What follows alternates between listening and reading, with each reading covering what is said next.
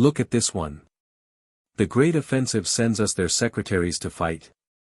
The guards around Commander Valerius chuckled, their laughter a harsh, grating sound in the windswept desolation of the remote detention facility.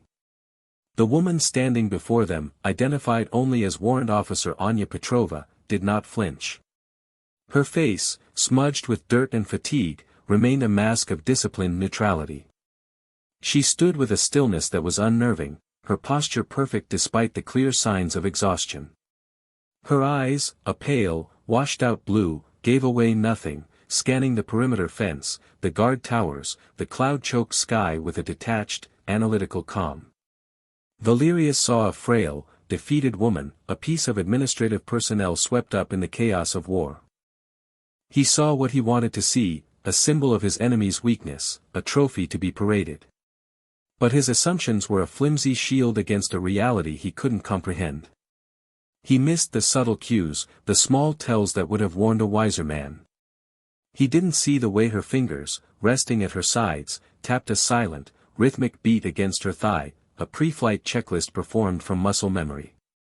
He didn't notice the calluses on her hands, too precise, too patterned for a pen pusher. He saw a prisoner. He should have seen a predator. If you believe respect is earned in silence, not demanded with noise, type earned below. The humiliation was a carefully orchestrated performance. Valerius paced before her, his voice dripping with condescending authority, a torrent of insults designed to fracture her composure. He questioned her training, her purpose, her very presence on the battlefield, framing her as a misplaced clerk who had wandered too far from her desk. The other prisoners, gaunt figures huddled in the dusty compound, watched with a mixture of pity and grim resignation. They had all endured Valerius's ego, his need to break down his captives not for information, but for sport. Anya offered him nothing. To his barrage of rhetorical questions and sneering jabs, she responded with the cold, hard facts of protocol, name, rank, serial number. Each clipped, emotionless answer was a denial of his power, a small act of defiance that infuriated him more than any outburst could. Her silence was a fortress, and he had no weapons to breach its walls. On the edge of the compound sat his greatest prize, a captured Mi-24 Hind attack helicopter, a behemoth of Soviet engineering that his men had painstakingly repaired. It was his symbol of dominance, proof of his victory. He gestured toward it with a theatrical flourish. Perhaps you filed the transportation requests for that machine, Warrant Officer. A pity you'll never see one fly again. Anya's gaze drifted to the helicopter, and for the first time, a flicker of something registered in her eyes, not fear, not despair, but a cold, professional assessment. The world turned to a swirling vortex of sand and fury without warning. A sudden, violent sandstorm descended upon the camp, a blinding wall of ochre that swallowed the sun and screamed with the force of a banshee. Visibility dropped to zero. Communications were severed. The camp was an isolated island in a sea of chaos. It was in this moment of crisis that fate revealed its ironic hand. A high-ranking political commissar, visiting Valerius to celebrate his recent successes, collapsed, clutching his chest. A massive heart attack. He needed immediate evacuation to a surgical facility, but the storm had grounded everything. The camp's own pilot, a young and inexperienced lieutenant, refused to even attempt a startup, his face pale with terror. Panic began to fester, eroding Valerius's authority with every passing minute. He shouted orders that were lost to the wind, his control splintering. Amidst the rising hysteria, a single, calm voice cut through the noise. "I can fly it," it was Anya. She had moved from her spot and was now standing at the edge of the landing pad, her body braced against the gale, her eyes fixed on the hind. The wind whipped her hair across her face, but her stance was as solid as a rock. She was no longer just observing the machine, she was communing with it. Valerius stared at her, his mind struggling to process her words. Then, he let out a short, sharp laugh, a sound of pure, incredulous disbelief. You can fly that?" It was absurd, a joke in the face of death. But as he looked into her unwavering eyes, he saw no deceit, no madness, only a terrifying certainty. Desperation was a powerful catalyst. The Commissar was dying, and Valerius's career was dying with him. With a snarl of frustrated rage, he made the decision. Fine. Let the secretary try. Put 2 guards in the back with her. If she tries anything, they know what to do. It was a death sentence he could later frame as a heroic, albeit foolish, attempt. Her movement towards the cockpit was not a walk, it was a glide of pure, economic purpose. The guards shoved her into the pilot's seat, the foreign Cyrillic labels on the controls meant to be an indecipherable language. But her hands, those calloused hands, moved with an intimate familiarity. A flick of a switch here, a press of a button there. It was a fluid, practiced dance. The auxiliary power unit whined to life, followed by the deep, resonant cough of the twin turbines catching. Outside, the men could only watch in stunned silence as the massive rotor blades began to cleave the sand-choked air. She didn't just lift the 20,000-pound gunship, she commanded it. A perfect, vertical ascent, no drift, no hesitation, straight up into the roaring heart of the storm. The Hind vanished into the brownout, and for a moment, Valerius thought she had simply crashed. Then he heard it. The sound wasn't fading. It was changing. The rhythmic thwomp thwomp thwomp of the rotor blades grew louder, closer. The storm itself seemed to hold its breath. Out of the swirling chaos above, the dark silhouette of the Hind materialized, not returning to the landing pad, but positioning itself in a perfect, menacing hover directly over the command tent. The landing gear was still down, but the stub wings, laden with rocket pods and anti-tank missiles, were now angled with lethal intent. A distinct, chilling series of clicks and whines echoed from the machine, the sound of weapon systems being armed. Inside the cockpit, Anya had performed a single, brutally efficient maneuver moments after takeoff, a negative G push that had sent the 2 unprepared guards floating weightlessly before slamming them into the forward bulkhead, knocking them unconscious. She was alone, in complete control of the enemy's most powerful weapon, holding the entire camp hostage. On the ground, the world had shrunk to the space beneath those churning blades. The guards, Valerius, the prisoners, everyone stared up, their faces a mixture of awe and primal fear. Valerius's jaw hung open, his arrogance vaporized and replaced by the cold, stark realization of his monumental error. The sound of his own stuttered words was swallowed by the engine's roar. That's not possible. The secretary was gone. In her place was something else entirely. The storm broke as suddenly as it had arrived, the receding wall of sand revealing a sky bruised purple and orange. In the eerie calm that followed, a new sound emerged, the distant whine of incoming turbines. A rescue force, taking advantage of the break in the weather, swept into the valley. Special forces teams rappelled from Black Hawks, securing the perimeter with practiced efficiency. They met no resistance. The camp soldiers were already on their knees, hands laced behind their heads, their eyes still locked on the Hind that now sat silently in the center of the compound, its engines spooling down.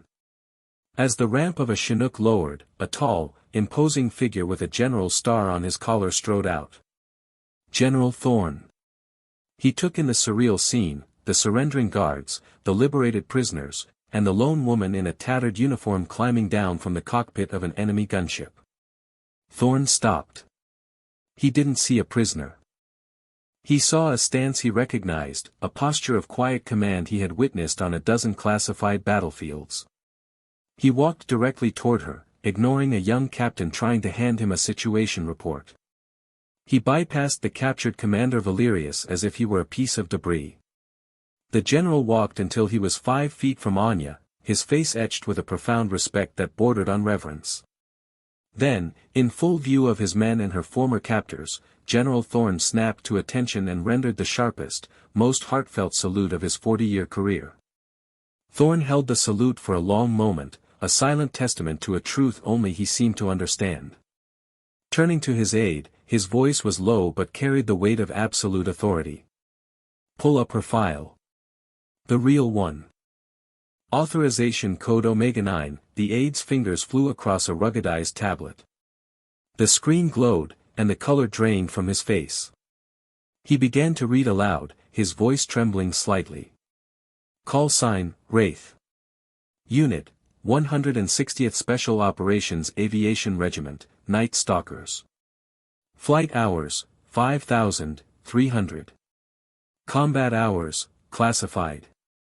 Awards, Distinguished Flying Cross with 2 oak leaf clusters, Bronze Star, multiple air medals with V for Valor. The list went on, a litany of impossible heroism.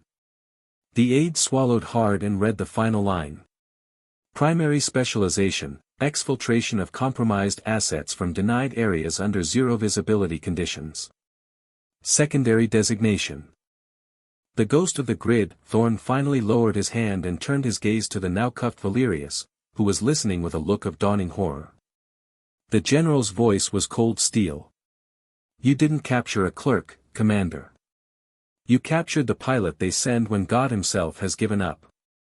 You didn't take a prisoner. You took a legend off the board. And she just used your own queen to checkmate you. The story of what happened in that storm-swept valley traveled faster than any official report. It became a new kind of folklore, whispered in briefing rooms and shouted over the roar of jet engines in smoky hangars across the globe.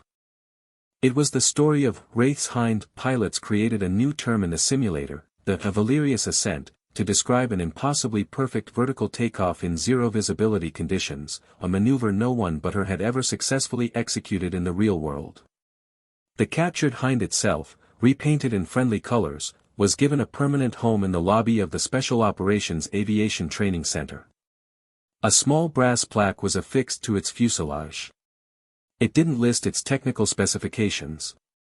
It just said, the valedictorian. It taught us a lesson. As for Valerius, in his debriefings as a prisoner of war, he offered little tactical intelligence. He spoke only of the moment in the storm, his words filled not with hate, but with a haunted awe.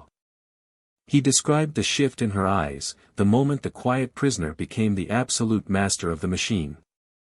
He had learned the most fundamental lesson of warfare: the most dangerous threats are the ones you arrogantly dismiss. Anya, for her part, deflected every accolade. She endured the debriefings and award ceremonies with the same quiet stoicism she had shown in captivity. When a young, starstruck pilot asked her how she managed to fly an unfamiliar aircraft in a blinding storm, she didn't speak of courage or instinct. Her answer was simple, direct, and utterly professional.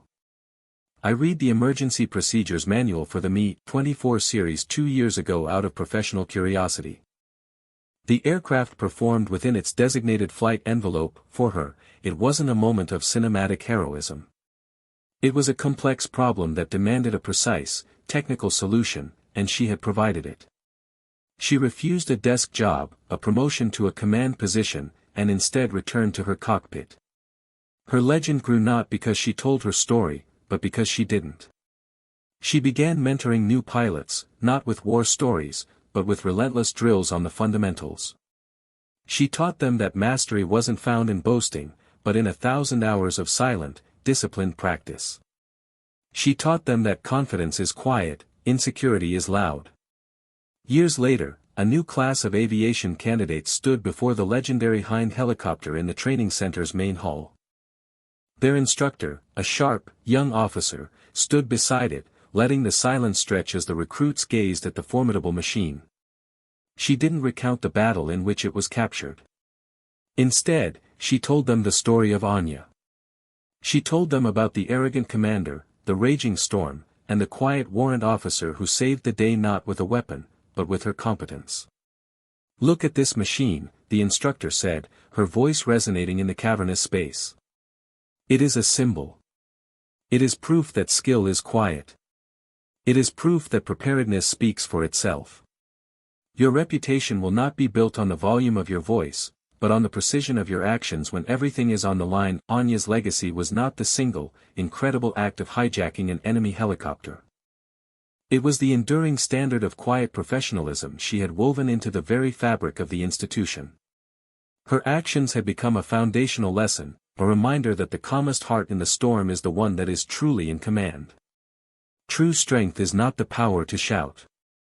It is the discipline to listen, the focus to execute, and the humility to understand that your work will always speak louder than your words. For more stories where quiet competence triumphs over ignorant arrogance and where silent discipline defines their worth, subscribe to Unknown Heroine Stories.